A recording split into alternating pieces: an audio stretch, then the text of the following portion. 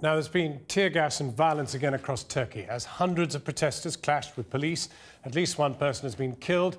The dissent has rapidly spread into a mass protest against the Prime Minister Tayyip Erdogan, who blamed the violence on extremists and rejected any comparison with the Arab Spring.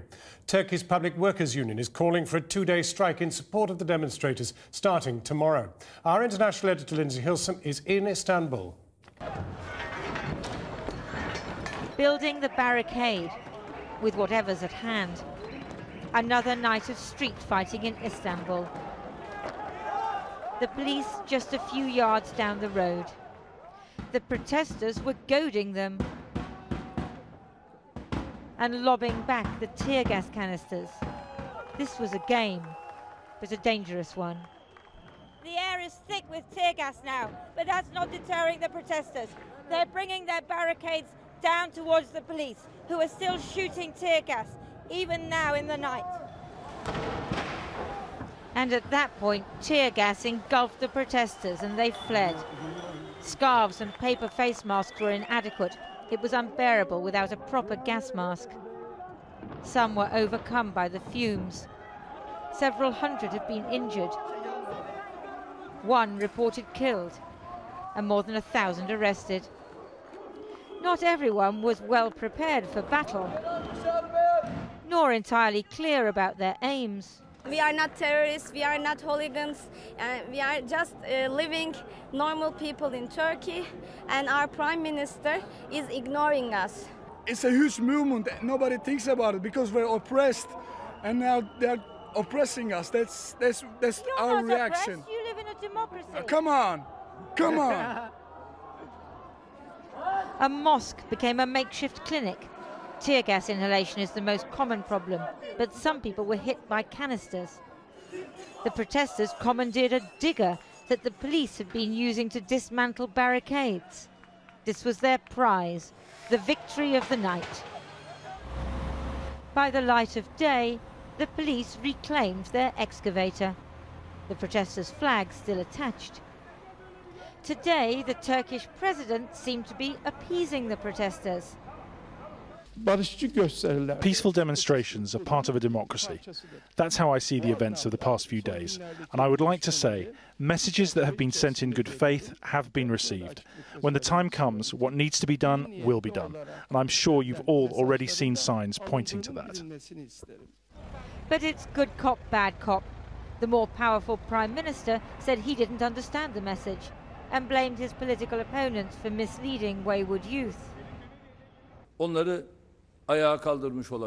They may have tricked them into the rebellion. The extremists may have done that as well. They have networks in every city.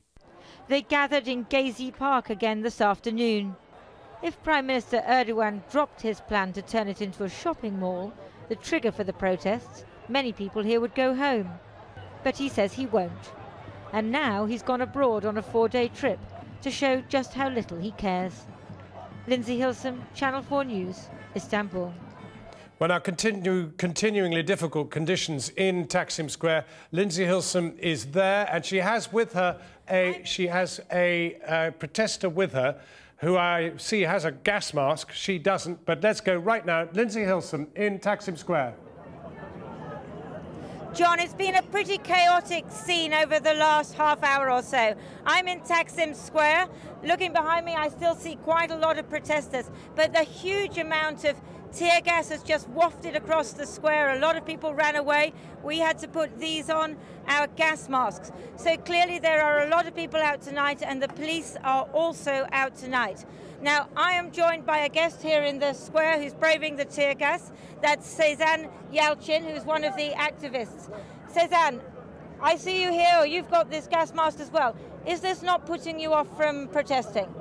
No, not at all. Like thousands of people who have been resisting here since the last 7 days, we are all here, and the tear gas is not dispersing anybody. It's just make this crowd bigger and bigger every day. But why? You don't have any leaders, you don't have a very specific demand. We definitely do have specific demands, and it all started with government coming here and destroying all this park here in order to build up a shopping mall like they are doing in every part of the city. But But it's something bigger than that now, isn't it? It is totally bigger than that because it's like the accumulation of a lot of things happening. All this gentrification, all this destruction of the city and the living areas for ordinary people are being taken away by people. Why such anger? That's a town planning issue. And yet people are they're talking about your democratically elected Prime Minister as if he's a dictator. That's not planning, that's dictating some neoliberal policies which is going to serve only government, filling their pockets, and that's all. And nowhere in the world you cannot see taking away natural places in order to build shopping malls. But you're a minority, aren't you? The Prime Minister was elected with more than 50% of the vote. That's true, that's true. That's true, but his discourse have been changing a lot since the last 11 years, since his first election. His discourse keeps changing, and what he's doing, he's like using people's desperateness in order to just with his patronage policies, he's like offering people and a lot of... And the Islamicization, is that a problem for you? It is definitely a problem for me, but here, like, media should also cover that there are a lot of Muslim people here who are resisting government's policies because this is not serving people, this is just making some part of the society getting richer and richer. But why not go through the democratic process, vote him out next time? You have the chance.